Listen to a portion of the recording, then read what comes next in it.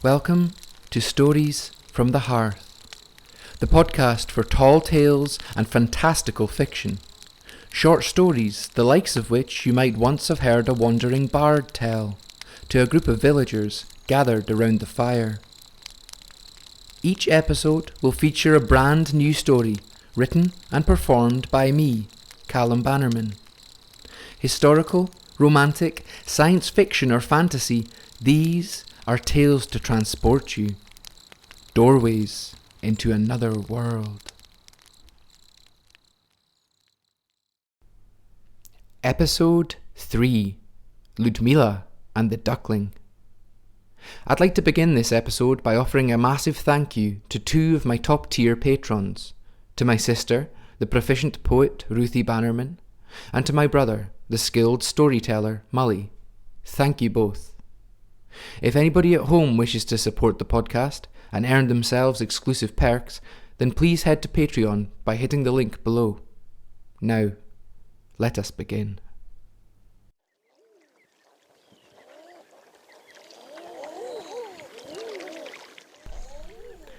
Ludmiła watched the ducks fly out, called to them with the puzzled canine howl that was the call of male eiders, and saw them bank in the air. A sharp curve, the flourish of an artist's brush. Now more set off, and there were the females. Mucky brown plumage, a lazy alternative to the crisp, clear-cut angles of the men's black on white. A horde of them, nattering away, filling the skies above Three Islands Lake, over which they would pass en route to the sea. The sky was a patchwork of white on grey, slivers of a shade too bright to look at betraying the hideout of the sun. Just yesterday, the moon of storms at sea had turned, tipped past its zenith, and taken the first tentative step into its next phase. Still, the land about Ludmiła quivered and braced against a ferocious wind.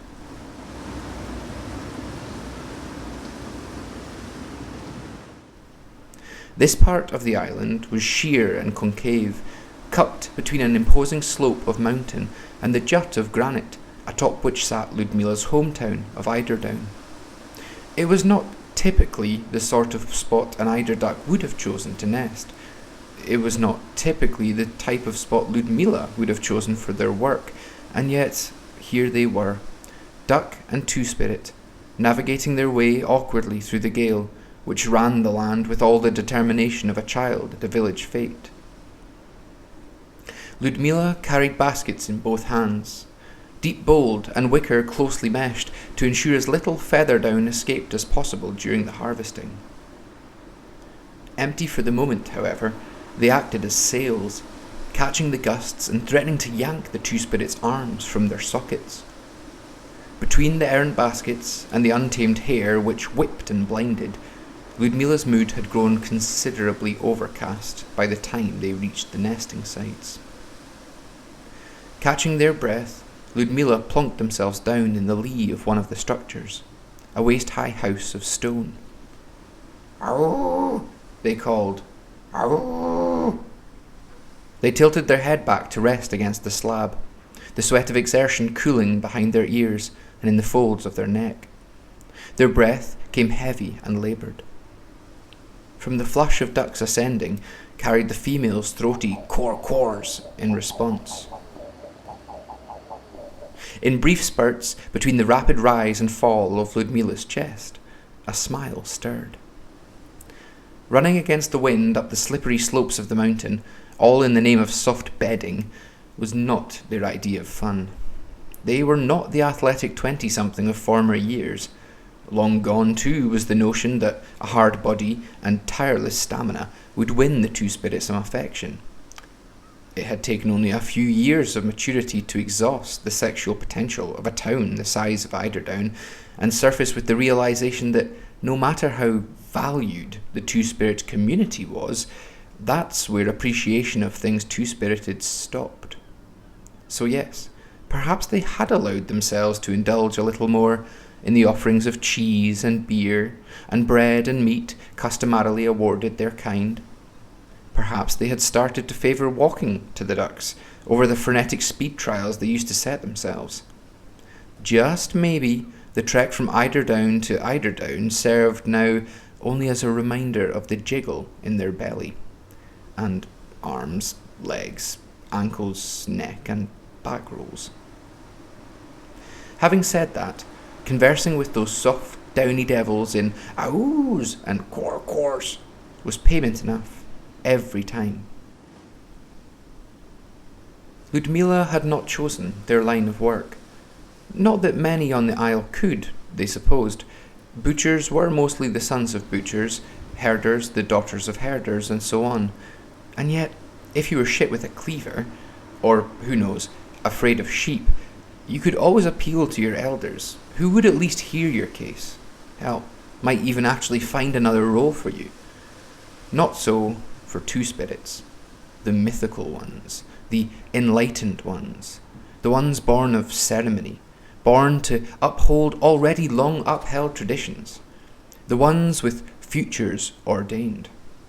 Those, in other words, weird and unorthodox enough to justify exiling to the fringes of society. No, for two spirits the island over, there was no choosing of roles. There was only the learning of acceptance. Learning to accept that you were, and always would be, both celebrated and shunned, favoured and feared, depended upon and decided against. In all their many years, Ludmiła had made but two non-two-spirit friends. One, a spinster, to whom they supplied down, for to turn into the bedding Eiderdown was renowned for. The pair's acquaintance largely rooted in a recurring joke, inspired by the profession of quilt-making and the utter lack of underquilt company kept by either of them. The other, a half-crazed fisherman by the name of Udvar Uspenskaya, the butt of jokes such as "Oops, I've lost my marbles" and "Var is my mind," who, legend said, had once circumnavigated the island thrice over, subsisting on naught but salt cod and seawater, hence the madness. Ludmiła had met him trading down in the town of Seaspray, she being the only customer who'd stopped to chat, and him the only person in the place who didn't avoid their gaze, as if they'd never seen breasts beneath a tunic before, as if Seaspray didn't have its fair share of indeterminate dressing peoples of indeterminate sex. "You know, I was in the fighting when I was a laddie," the fisherman had begun, holding Ludmiła's eyes with his own, screwed down at them over the end of his nose, glinting wildly. "Was considered a badness for the likes of your lot to take up arms. But did that stop yous?" Ludmiła remembered the way he frothed at the mouth, remembered the passion with which he put his question to them. They chuckled, recalling the speechlessness which had gripped them, unsure if Udvar expected an answer or not. "Of course it didn't. Fighting all your lives. Hellfire if you weren't going to stop then." The old captain had paused, breaking eye contact for the first time, and for the first time Ludmiła had seen the depths of memory weaved into his greying irises, saw the sadness there. "Lost a good number of your kind too. Too many. Always too many." Remembering their friend the fisherman, Ludmiła looked out to sea. The last of the eider had flown the nests, and now the first of them were splashing down atop the waves. By virtue of the wind, as undecided in the direction of its gusts as it was with the strength of them, Ludmiła frowned to see a few of the birds corkscrew and crash, caught off guard by a rogue updraft. Thankfully, their worry abated, for soon the fallen ducks would surface, sea water sliding from the gossamer sheen of their feathers, their friends and partners quacking in jest and jibe. Feathers. With a sigh, the two spirits remembered their task.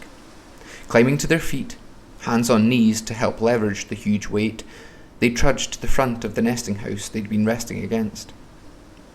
All of the houses, and there were exactly 84 of them, all bar one occupied this spring, were built south-facing. Though it was not impossible in the wind tunnel of Eiderdown Valley for northward gusts to work their way inside the units, building them so was still the safest way to ensure their longevity. Ludmiła themselves was responsible for the construction of 3 of the nest houses, put up a few years back when the valley had played host to a record number of hatchlings. But there were structures on the hillside which outdated local memory. Some of the very oldest were said to have been built by the ancients, a people somehow both ancestral to the current Green Islanders and yet simultaneously alien. On their hands and knees, Ludmiła peered inside. Luminous in the chill light, 4 delicate green eggs lay nestled, cosily surrounded by a thick wad of feather down. Blue-grey, flecked often with white, the stuff was soft as cloud or baby's breath, and warm to boot. The hen eider spent weeks pulling the feathers from her own chest and underbelly, meticulously constructing a blanket upon which her eggs could incubate safely and healthily, come rain or shine. And yet, here was Ludmiła, two-spirit trickster, calling pleasantries to unwitting parents as they flew out to sea to catch their morning meal, all the while conspiring to pinch the profits of their hard work. So pondered Ludmiła as they crammed handfuls of the stuff into their basket. Odd, they thought, to tussle with shame and yet feel none. Perhaps this was because in other parts of the isle, where the practice was opportunistic and sporadic, where eiders only nested out of desperation, perhaps separated from the main flush, it was normal just to take the down and go. There was no sense there of compassion nor care. Here on the west side, however, the people understood a greater sense of equality with the birds. They knew they had to preserve the ducks' way of life best they could, or suffer a life bereft of them. And so, as Ludmiła worked with one hand to pull away the down, with the other they took hay from a sack on their back, replacing the nest's material so skillfully that they liked to think the little ducklings curled inside the eggs wouldn't feel a thing. Under the protection of the odd house, some of the eggs were already hatched, and there sat chirping the tiny, tiny children of Ludmiła's eiders, scraggly things with fingernail beaks and awkward feet. The two-spirit was especially careful around these nests, so as not to leave their scent. For eiders were particular birds, and though often they shared in the care of their ducklings, like mothers and milk mothers do, they would not stand human intervention. Ludmiła had seen it before. Careless children allowed to go searching for hatchlings to pet, never knowing that the returning ducks would never take a baby back which carried the smell of folk. Having replaced soft eider with the warmer insulation of hay, Ludmiła instead watched from a distance as the newborns attempted feebly to walk and quack and test their matchstick wings. After harvesting from only 10 or so nests, the rains began to fall. The air electric with a fine mist of droplets, as if the clouds were waves breaking on the land. The rains were as sea spray, coating every inch of Ludmiła in a refreshing gauze. Their thoughts turned to the painstaking process of drying wet down around an open fire, careful not to let the stuff catch a flame, whilst exhuming the damp as quickly as possible to avoid the feathers spoiling. They had been coolly planning an afternoon walk along the shore, dreaming as they worked of an early night, so that they might set off for sea spray early the following morning. Catch up with Udvar, since he was on their mind. But now their baskets were heavy with water, and bringing the down back from the brink of ruin would keep Ludmiła awake till early morn. They cursed into the wind. Morning came and went. The going was tough, heather high-grown on the mountainside, prickly and tricksy, grabbing at the two-spirits' feet as they navigated the shrubland. Ludmiła's belly was rumbling something fierce by the time they came to the last of the nest houses, a rickety old thing, most exposed to the westerlies pouring from the sea. Scraping the last of the hay from their sack, they decanted 2 hefty baskets worth of soggy feather down into it, tied it tight, and returned it to their back. That way, at least, it would be easier to transport. They turned, at last, for home. Squinting through lashing whirls of sodden mist, which moved as if alive, some demon bent on distortion, Ludmiła spied the grey shapes of town. In the valley between they and it, soft peat had turned to marshland. The two-spirit laughed. Beaming sunshine 3 days straight. And the day they chose for the harvest, they get this. What was life if not absurdly comic? At least, they thought, waiting until today meant seeing the first of the hatchlings. That, at least, was not to be begrudged. Just then, Ludmiła thought they heard something. Sensed, rather, a disturbance in the air, a new energy on the other side of the valley. Yes, gentle as a whisper, there it was again.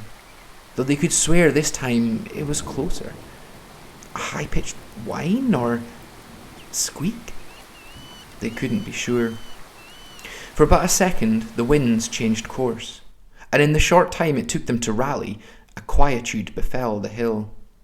Ludmiła strained, craned their neck, lowered their eyes, diverted all energy and attention to the minute composition of bones and cartilage and fluid which comprised their ears.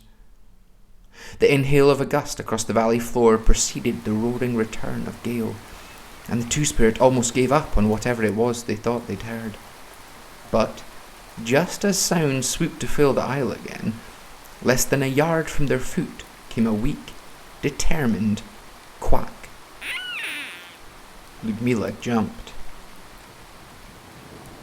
Tucked in the tangled roots of gorse, scratched and henpecked, a good distance from the nearest nest, a tremendous distance for a life so small, was caught a duckling. It was laid up on its back, a twist of root pinning it to the streaming earth, so that waters dripping from the leaves above crashed in big splashes upon its head. With tired feet, it paddled at the air, writhing in attempts at freedom, yet only entangling itself more. As the two-spirits stooped, the thing began a chorus of frantic bleats, and a wing, evidently broken, began jerking. Shh, cooed Ludmiła. Shh. It's all right, I won't hurt you. Hey, shh, hey. They refrained from reaching out, though all they wanted was to free the poor thing, deciding instead it would have to be calm before it could be handled. On closer inspection, it was not the duckling at all. Perhaps they had seen a duckling at first, since that's what they had expected to find, or maybe that was just the image conjured by the frailty of its calls. It was, in fact, more like a yearling. Not long shed its down, it was probably an offspring of last year's hatch. What's more, the eider was like no eider Ludmiła had ever seen, and for a moment their brain could not interpret the signals it received, for they saw in it 2 ducks, drake and hen, male and female. What with the flapping, the gyrating and squawking, Ludmiła even turned away for a second, believing they had in fact stumbled upon a mating scene. But no, that wasn't right either. The youngster in the heather was neither drake nor hen, but distinctly both. Unmistakably, its head was that of the drake, yellow beak backing onto the sheer black cap, applied with the precision of ceremonial makeup, one block covering the eyes and crowning the skull, with a light, powdery green giving the white neck a handsome touch of colour. And yet, from the chest down, the eider was plain as muck, stripes and mottling of brown on lighter brown on darker, right through to the tail feathers. Not in 50 hogmanay of doing this had Ludmiła ever seen such a sight, nor had a bird like this featured in any stories they'd ever heard. Inexplicably, the two-spirit felt their heartbeat quicken and a warmth rise to their cheeks. The duck had settled some, more used now to their presence, and as they leaned in to prise it free, it finally submitted to exhaustion. The thing was badly hurt. On top of a broken wing, Ludmiła could feel the warm damp of blood through the feathers of its underside. One eye was missing, and there were scratch marks all along the beak, like ancient carvings on cave walls. They brought it to their chest and there coddled it, crooning and singing their usual imitation calls. However, though calmed some, at hearing the two spirits' aoos and korkors, panic suddenly returned to the yearling. It whipped its head about, searching for the threat, and struggled against Ludmiła's grip. Slowly, realization dawned on the two-spirit, and with it, an ugly sort of recognition. The heat in their cheeks rose to the corners of their eyes, and vision became a watery, difficult affair. The fist of the hand not holding the duck clenched, knuckles threatening to breach skin. Ludmiła brought their hand to their mouth and clamped down hard on a curled nub of forefinger. They gripped their eyes shut, willing back the tears, then wiped dry their cheeks and coughed to clear their throat. Ludmiła pressed the duck, its eyes wide, tighter to their chest. Bending their head down, they pressed lips into the crown of its head and kissed it firmly, softly. Then turning, they made for home. Out at sea, 83 drakes and 83 hens ducked and dived below the surface, rising with mouthfuls of shimmering mussels and silken crabs. Between meals, they chattered and howled, playful and cheery. 83 partnered parents, preparing catches for children newly hatched or soon to be. Not one of them wondered where the oddball, half-drake, half-hen thing was, for had they not dealt with that problem already? Instead, they only enjoyed the smooth undulations of the waves against their down. In a ramshackle hut, set on a bluff just outside the town of Eiderdown, which leaked in too many places to count, no thatcher willing to touch the thatch, yet was at least warm for the fire, an aging two-spirit with an ailing heart and heavy limbs watched with a smile on their face as a duck of two beings waddled about the house. Bedding itself in a nest of feathers drying by the hearth, it turned to Ludmiła, tilted its head, and quacked, "Karoo! Karoo!" Hey, I know, Petal, I know. Ludmiła lay down beside the bird, reached out and ran a finger under its soft and downy chin. But you're home now, they reassured. You're safe.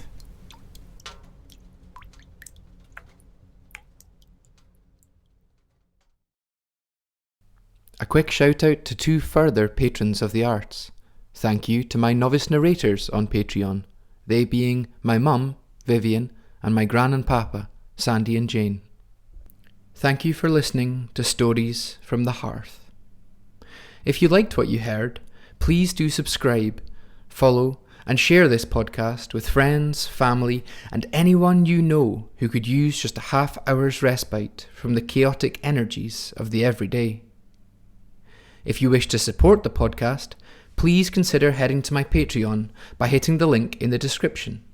Similarly, you can check out the podcast's Instagram, Twitter, and website via the links below. I will be releasing a new episode every 3 weeks, and with your help, in time I hope to upload them even more regularly.